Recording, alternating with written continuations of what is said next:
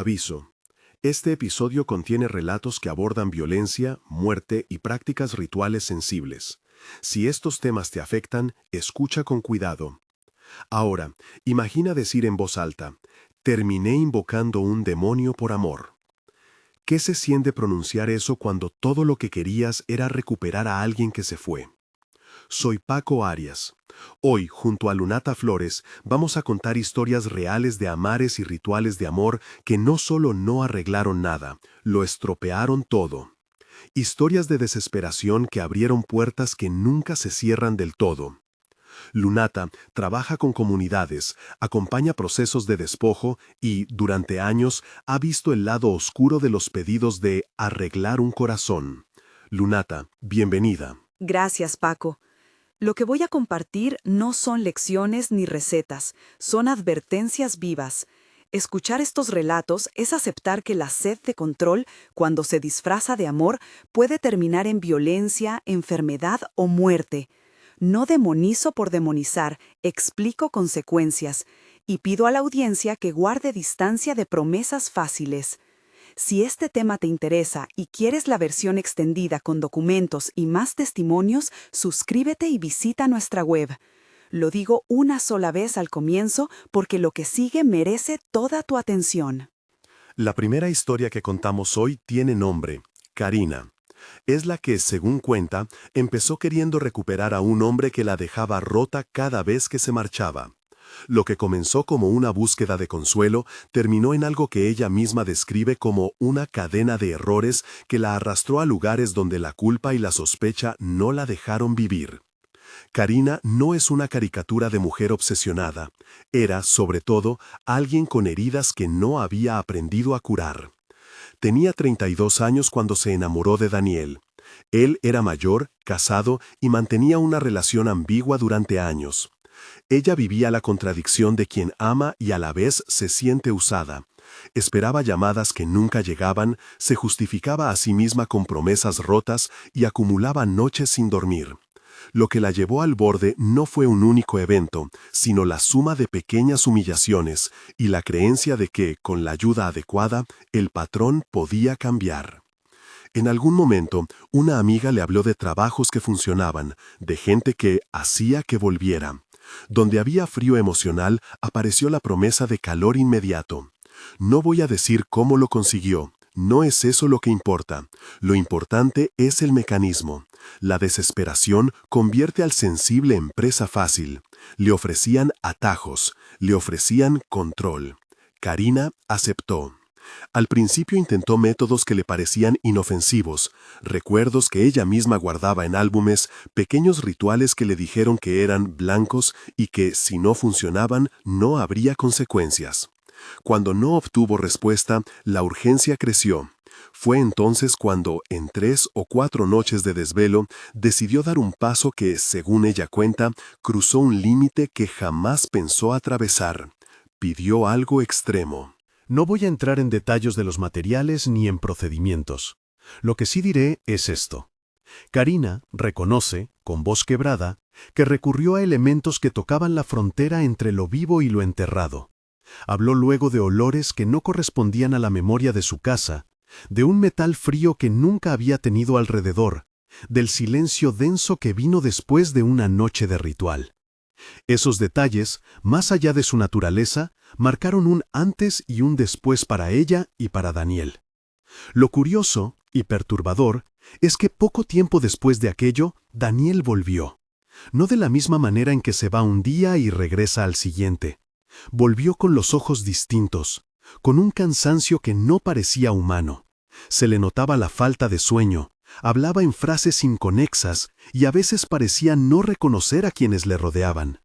Los vecinos empezaron a comentar que en su casa olía a cosas viejas, a polvo mezclado con algo que no lograban identificar. Algunas noches se oían pasos largos y pausados en la casa, aun cuando nadie salía. Karina, al principio, pensó que estaba logrando lo que deseaba.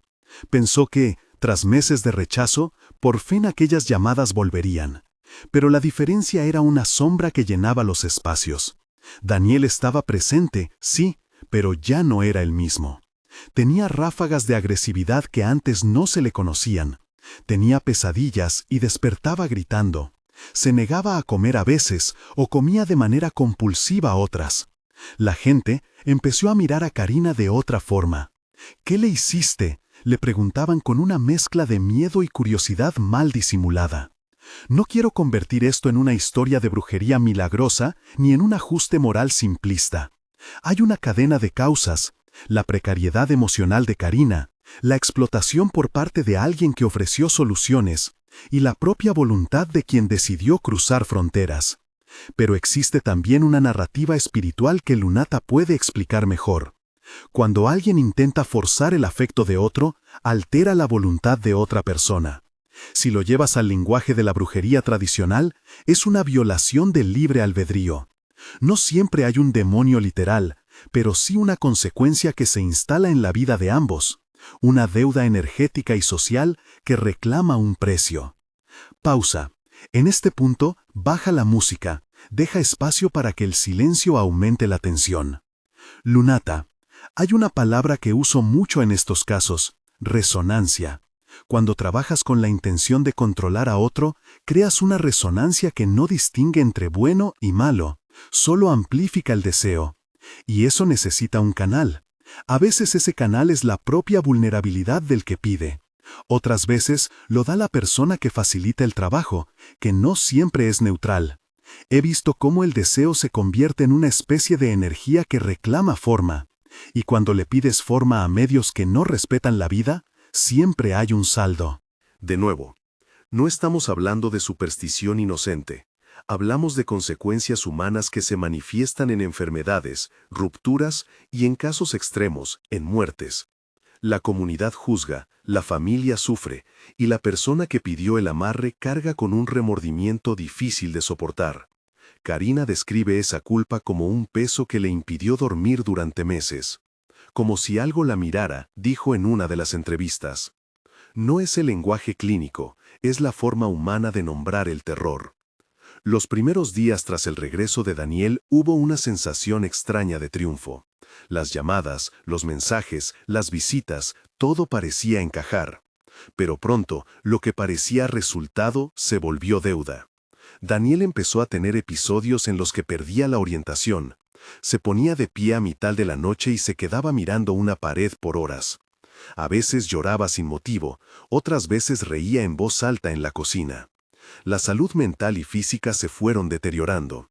En 2 meses pasó de trabajar y relacionarse con normalidad a necesitar ayuda constante. Los médicos no encontraron una enfermedad neurológica clara al principio. Se hicieron pruebas que no arrojaron resultados concluyentes. La explicación médica se quedó corta para lo que la familia veía: convulsiones nocturnas, cambios dramáticos de personalidad, vómitos que parecían no obedecer a una infección. En una de esas crisis, dicen que Daniel perdió el conocimiento a la mesa y comenzó a atragantarse. Los presentes intentaron ayudar, llamaron a emergencias. Cuando llegó la ambulancia, la vida ya se estaba yendo. El diagnóstico oficial no es materia para acá. Lo que sí es público es que la muerte dejó preguntas que nadie supo responder plenamente. Karina, a los ojos de muchos, se convirtió en sospechosa.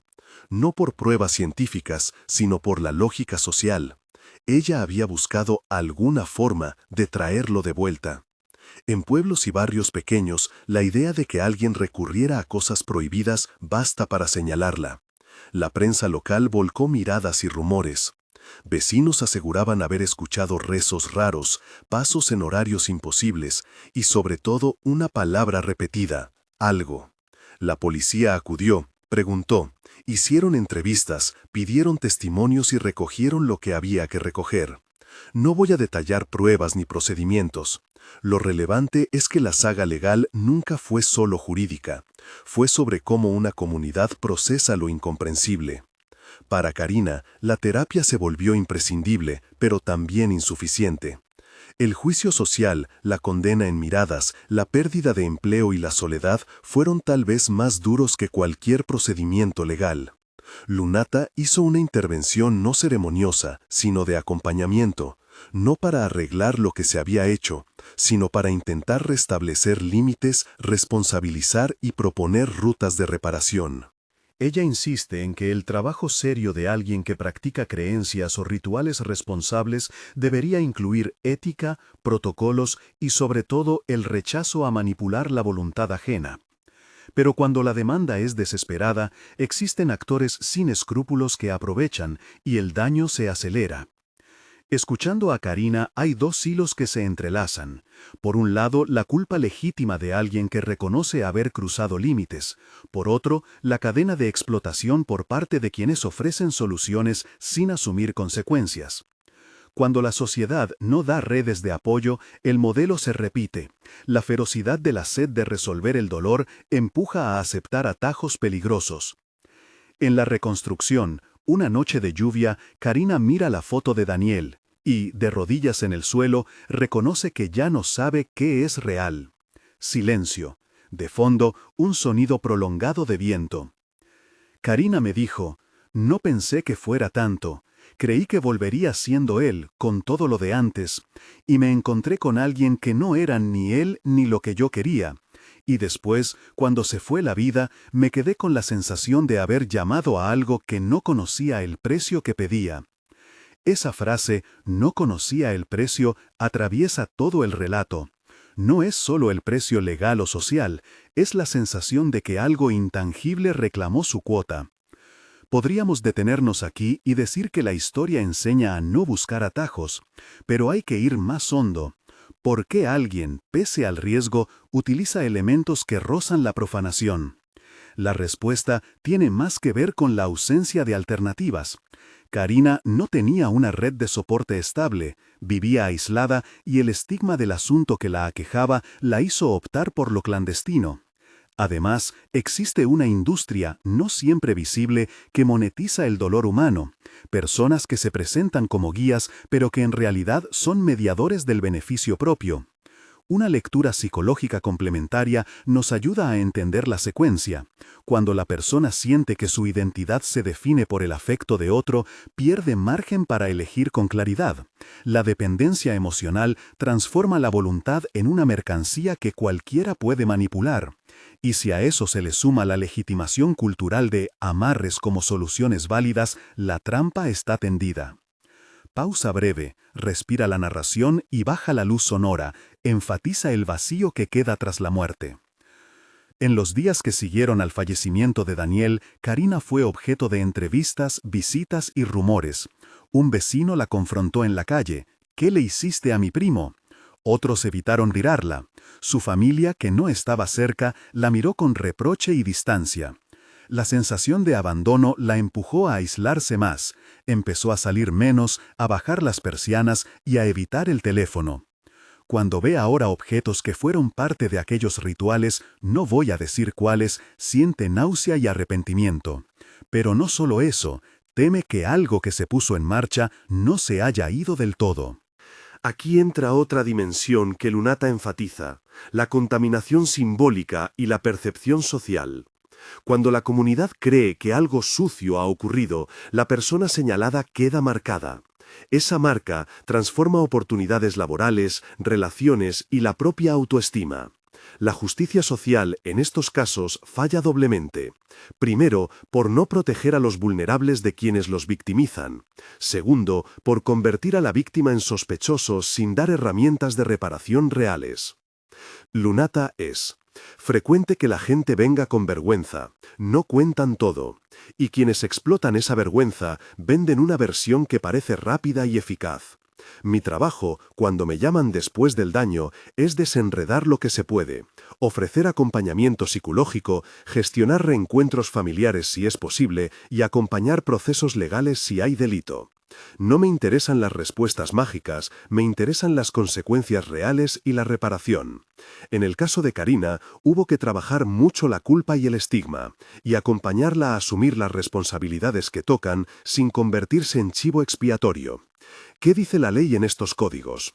Hay una frontera entre lo ritual y lo criminal. Si se utiliza un cadáver o se comete profanación, hay delitos claros. Si hay manipulación psicológica, abuso o delitos contra menores, las cosas cambian de categoría. No voy a relatar acusaciones específicas sobre Karina que no estén claras, pero sí subrayo que estos casos suelen activar procesos penales cuando hay víctimas concretas y pruebas. El problema es que muchas veces la evidencia es intangible, rumores, testimonios contradictorios, confesiones a medias. Eso complica la persecución penal y a la vez deja a la comunidad con la sensación de que algo impune ocurrió. Otra cuestión que emergió en la investigación es el papel del entorno. ¿Quién benefició realmente de las promesas hechas a Karina?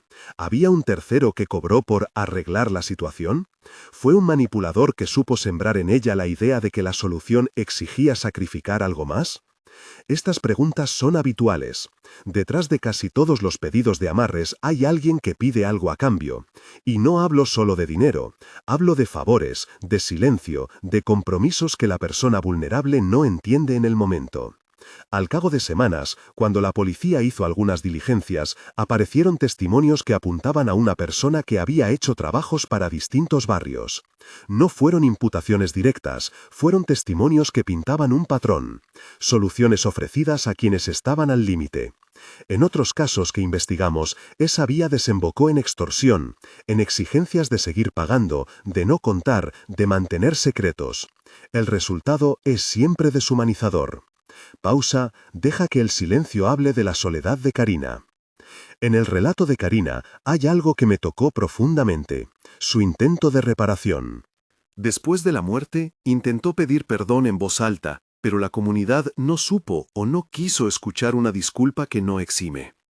Ella buscó terapias, habló con un sacerdote, acudió a grupos de apoyo y en un momento se presentó ante familiares del fallecido para asumir lo que pudiera corresponder. Ese gesto no borró ni el dolor ni las sospechas, pero sí mostró que se enfrentó a la consecuencia.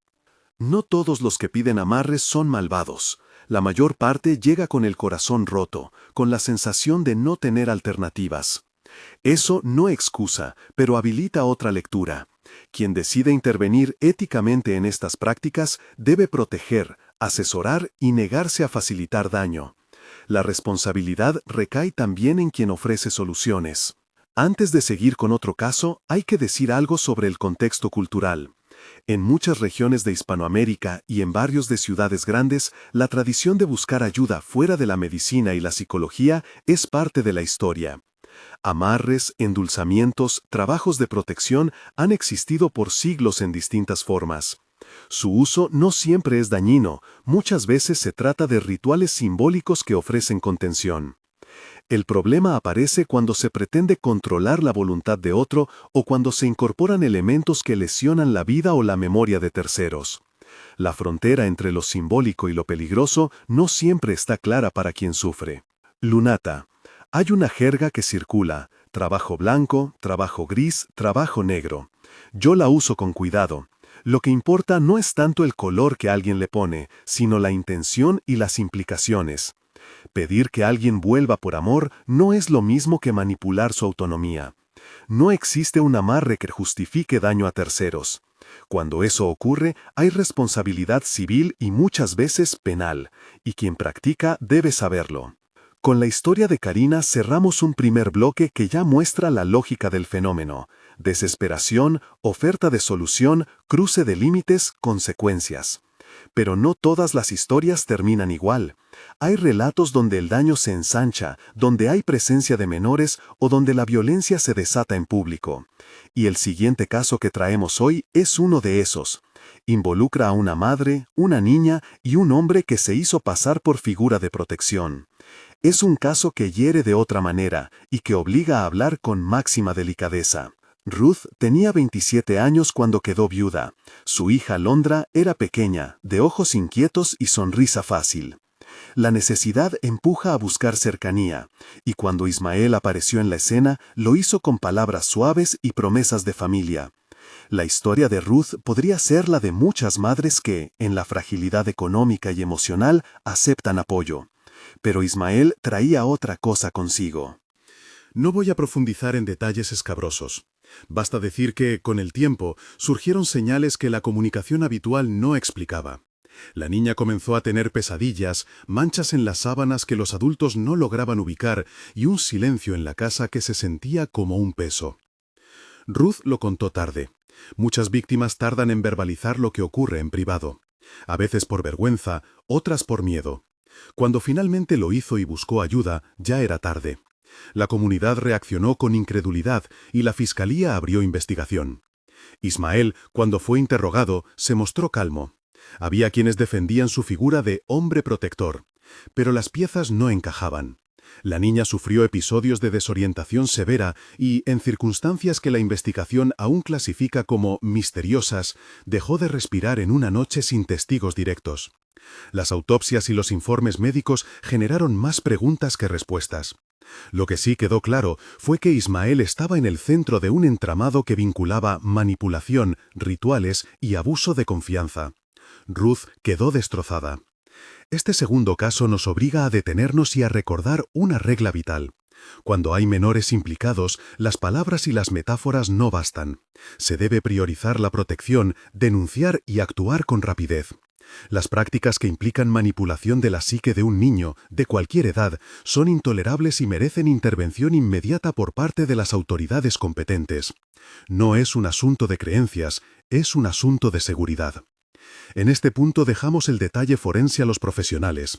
Sí queremos destacar cómo la comunidad y las instituciones fallan o actúan. En algunos lugares, la incredulidad cultural respecto de lo ritual ralentiza las respuestas. En otros, la sensibilidad y la capacitación llevan a una intervención más eficaz. La diferencia entre ambos modos puede ser la vida de una persona. Pausa larga. Música tenue, respira la tensión y prepárate para el siguiente bloque. Nos detenemos aquí por ahora. Lo que sigue está ligado a la última historia que queremos contar hoy. Una pareja en apariencia normal que guardaba un secreto en la pared de su casa. Un testigo, Antonio, que rompió el silencio. Y un desenlace que terminó en homicidio. Si crees que ya has escuchado suficiente, espera. La siguiente parte conduce al choque entre control, adicción y violencia que explican por qué quien busca sujetar la voluntad de otro puede terminar perdiéndolo todo literalmente. Antes de continuar, recuerda, si esto te está conectando con algo personal, una pérdida, una sospecha, un miedo, busca ayuda profesional. Denuncia si hay riesgo para alguien, no intentes soluciones por tu cuenta. Y si quieres la versión extendida de este episodio, con documentos y entrevistas completas, visita la web y suscríbete. Ahora seguimos. La casa de Pedro y Héctor era, a simple vista, una vivienda más del barrio. Ventanas con cortinas raídas, la claqueta de un trabajo que nunca terminó en el pasillo y fotografías en la repisa que mostraban sonrisas habituadas. Antonio, que vivía al lado, los conocía de toda la vida. Salían de madrugada a la obra, volvían cansados, compartían una cerveza en la puerta. Nadie imaginó que detrás de esa normalidad se cocinara una espiral de control y violencia que terminaría con sangre en una noche que nadie olvidó. Antonio fue, en realidad, quien lo contó todo. Fue su curiosidad lo que rompió el silencio. Empezó por notar cambios, Pedro cada vez más retraído, Héctor más autoritario, discusiones que terminaban en golpes a la nevera, en gritos que recorrían el portal. Un día, mientras ayudaba con unas reformas, Antonio sintió en la pared una cavidad, un hueco mal tapado por yeso.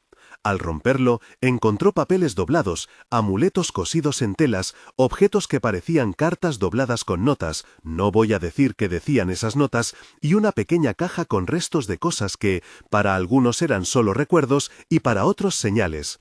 Esa pared llevaba ahí años, pero aquello que había dentro llegó para quedarse. Se dijo a sí mismo que debía contarlo, y lo contó. Lo que emergió del hueco no fue solo un objeto, fue la comprobación de que alguien había querido sujetar la voluntad del otro de forma prolongada. Pedro confesó ante amigos que había sentido desde hacía tiempo que algo lo atraía a quedarse contra su voluntad. Otros vecinos hablaron de cartas que aparecían tras las grietas, mensajes encriptados en las paredes y de una atmósfera que enrarecía el ambiente de la pareja. El miedo se extendió. La discusión que derivó en tragedia empezó por algo pequeño: dinero, reproches, la humillación cotidiana que va acumulando combustible. Héctor, furioso, comenzó a buscar entre las cosas que había en casa. Halló la caja, la rompió. Se sintió traicionado. Lo que halló lo dejó fuera de sí. No fue la caja, fue la sensación de que la libertad que pensaba controlar se le escapaba. La pelea subió de tono. Antonio, que aún estaba presente, recordó el miedo en los ojos de Pedro cuando Héctor actuó con violencia. Hubo un forcejeo que terminó de modo irreversible, una discusión que acabó con una muerte. No voy a describir la escena, no lo haré por respeto a las víctimas y porque los detalles morbosos no suman. Lo que importa es la secuencia: control secreto, descubrimiento, violencia pública, pérdida de una vida. Lo que empezó como un intento de posesión simbólica acabó en homicidio y en una detención que la comunidad aún recuerda como un punto de quiebre. Lunata interviene aquí con una observación. Cuando el control se institucionaliza como pequeño ritual cotidiano, lugar secreto en la pared, mensajes escondidos, se establece una arquitectura del sometimiento. No siempre es espectacular, muchas veces son actos mínimos repetidos que erosionan la voluntad del otro. Y cuando esa arquitectura se descubre, la rabia puede ser tan cruda que destruye lo que intenta retener. Pausa. Silencio breve. Música tensa descendiendo a un susurro. En el juicio, la fiscalía describió un patrón de manipulación, no por trucos místicos, sino por hechos. Tanteos psicológicos, control del entorno y, en algunos testimonios, amenazas veladas vinculadas a aquello que se guardaba en la pared. Héctor fue acusado de homicidio. Antonio declaró. La defensa intentó apartar la noción de ritual, presentando todo como problemas de pareja que se desbordaron. Los jueces tuvieron que decidir no solo sobre la intención homicida, sino sobre el contexto que pudo alimentarla, el control como combustible de la violencia. La comunidad se partió. Unos defendieron a Héctor por años de trabajo y por la versión de un arrebato que nadie esperaba. Otros miraron con otros ojos a Pedro, intentando comprender por qué nunca habló antes.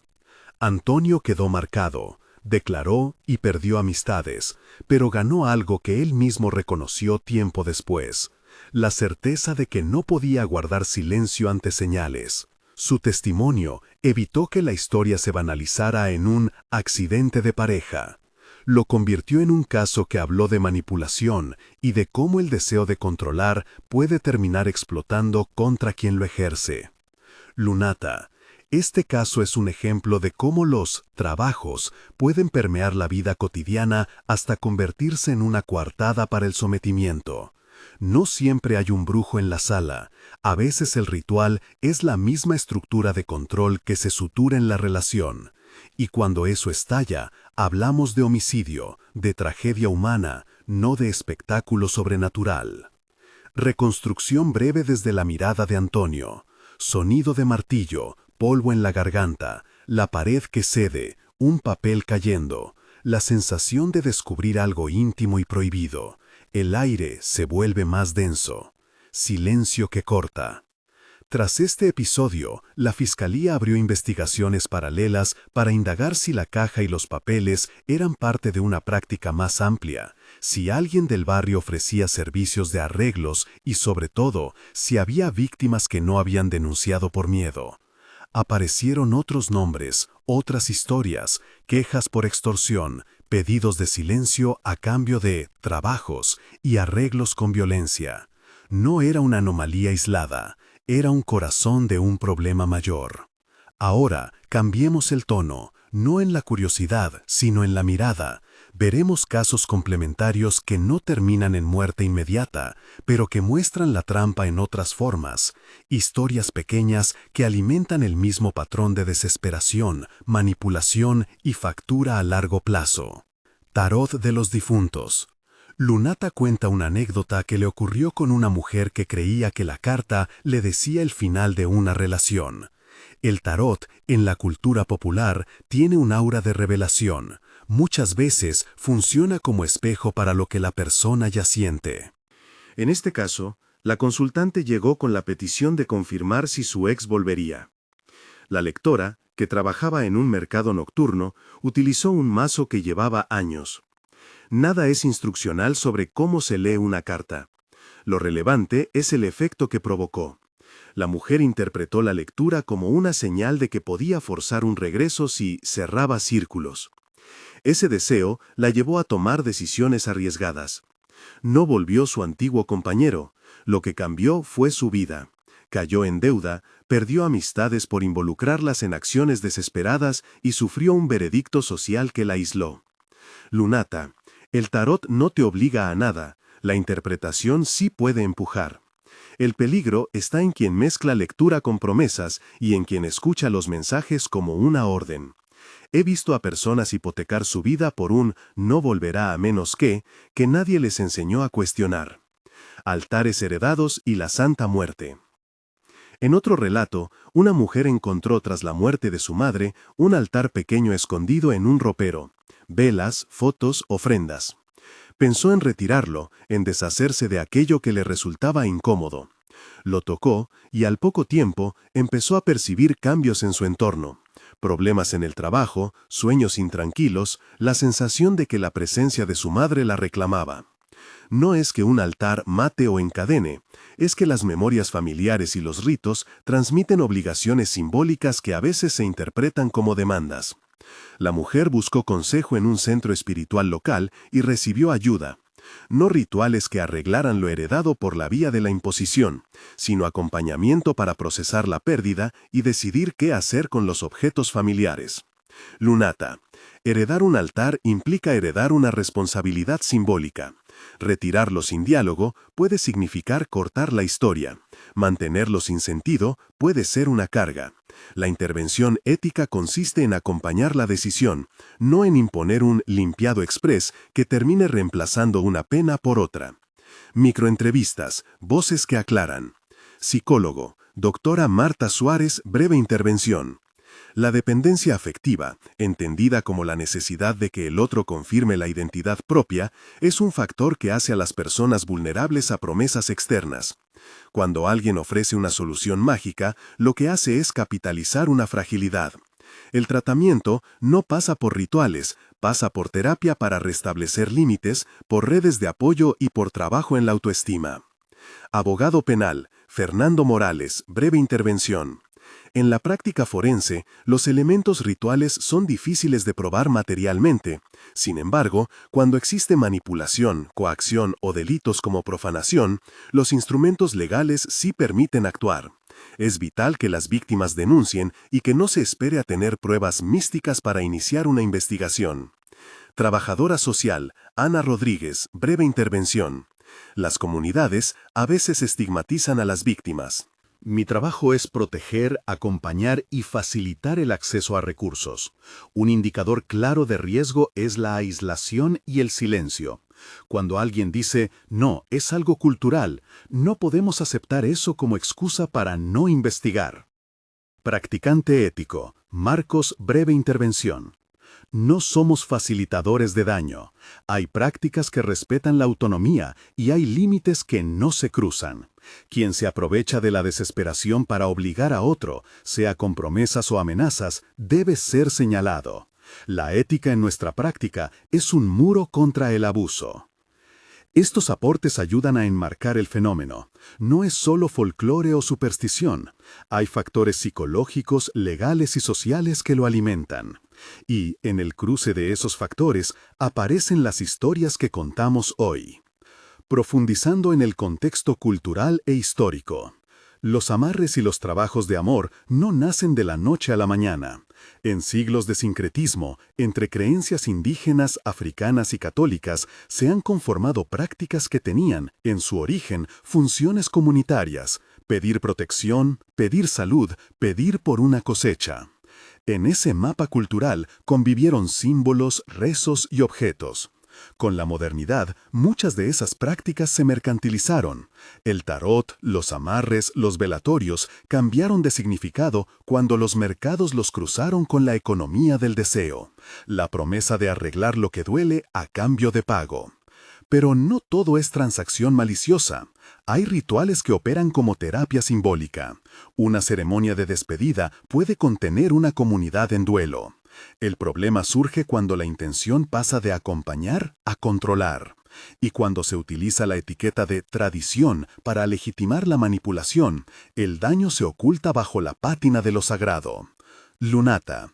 Es importante distinguir, el patrimonio cultural religioso no es la misma cosa que la industria del atajo. Si alguien te promete que por 5 sesiones volverá quien te dejó, eso es un producto comercial de la desesperación. El que practica de forma responsable lo explica y marca límites. La psicología del que pide. ¿Por qué se recurre a atajos? Volvemos a un punto crucial, la vulnerabilidad. Personas que piden amarres suelen compartir elementos: soledad, baja autoestima, heridas de infancia, redes de apoyo pobres, dependencia económica o emocional.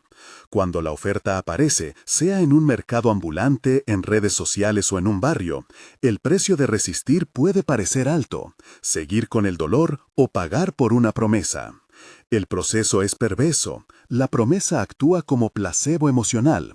Al principio calma y crea esperanza, luego exige más y poco a poco se instala la lógica de pago y secreto, que genera aislamiento y dependencia.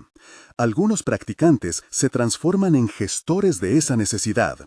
Mantienen a la persona en estado de urgencia para seguir cobrando por alivios provisionales.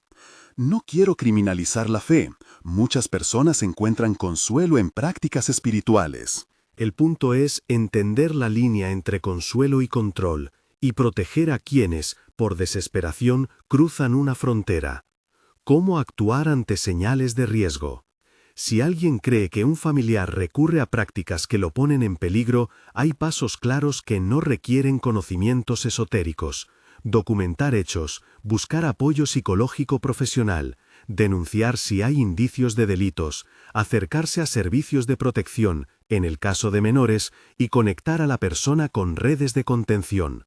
No intentes competir con rituales con otros rituales. Lo que salva no es la fuerza simbólica, sino la reactivación de redes humanas que protegen y sostienen.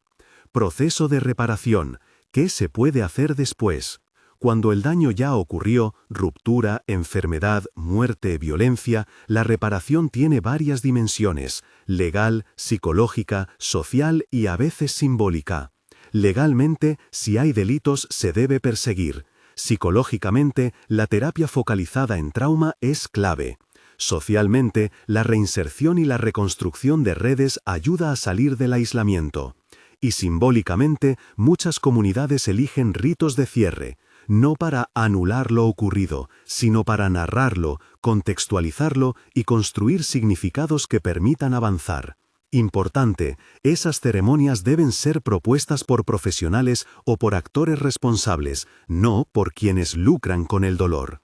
Testimonios dramatizados breves sin detalles explícitos. Voz en off, mujer adulta temblorosa. Recuerdo la noche en que lo encontré. Fue un ruido seco, como si alguien hubiera roto un silencio viejo. No quería mirar, pero miré. Lo que vi me obligó a saber que el marido no era solo distante. Alguien lo había hecho así.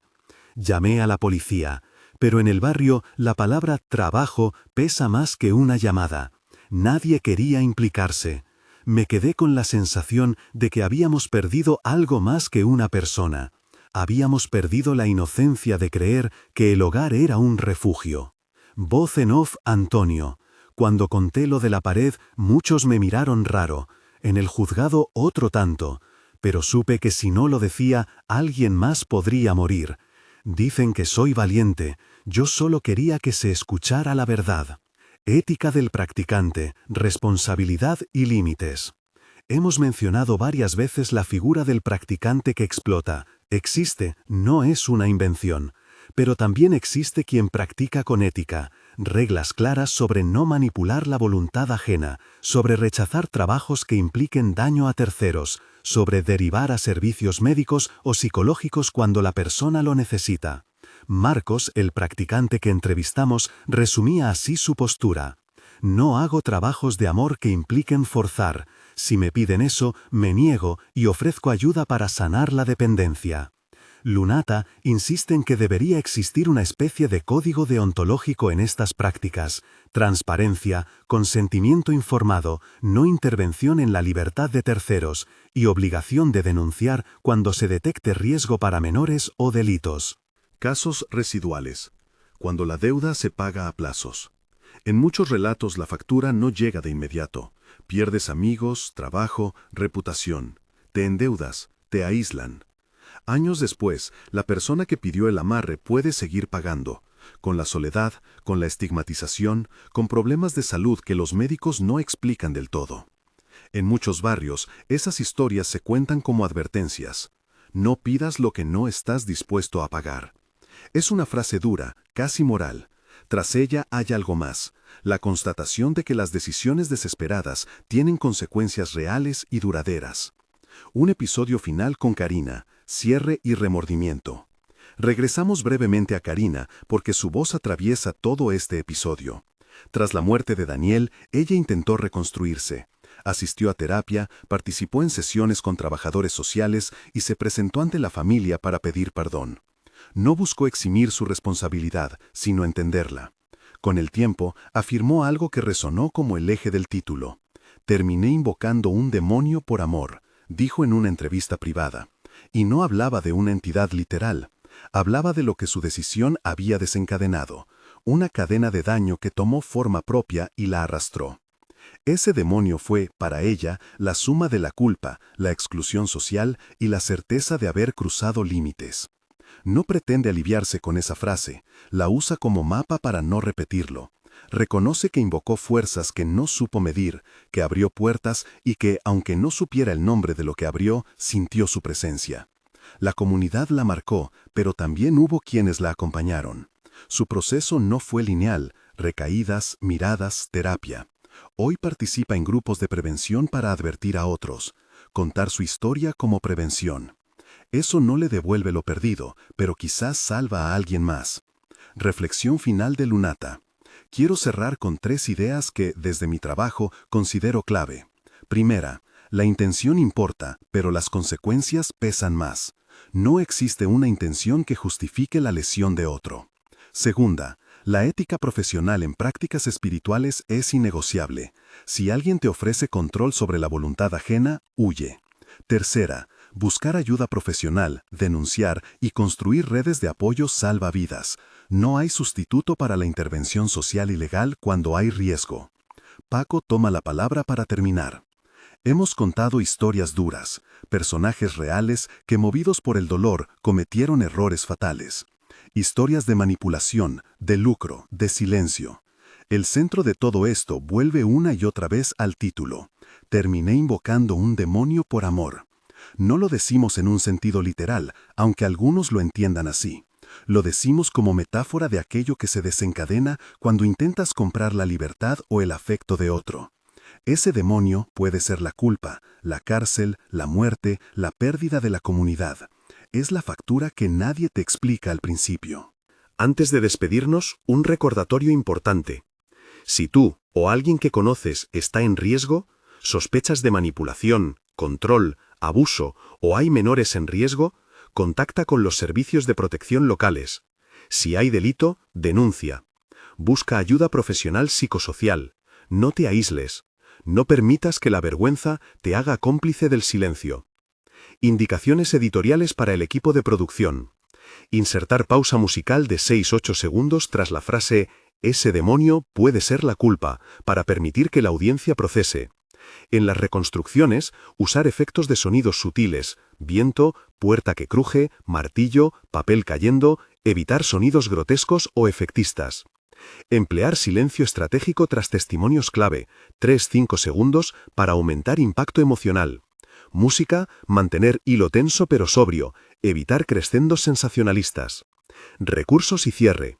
En la descripción del episodio encontrarás enlaces a recursos, líneas de ayuda psicológica, servicios de protección infantil y documentación sobre cómo proceder legalmente si sospechas de abuso o manipulación. También hemos dejado en la web la versión extendida con documentos, entrevistas y bibliografía para quienes quieran profundizar. Si esta historia te ha removido, compártela con alguien que pueda necesitarla. Suscríbete para más episodios con testimonios reales y análisis que buscan entender, no juzgar a la ligera. Gracias por escuchar con atención y responsabilidad. Pausa final, música baja a nada, un segundo de silencio y cierre.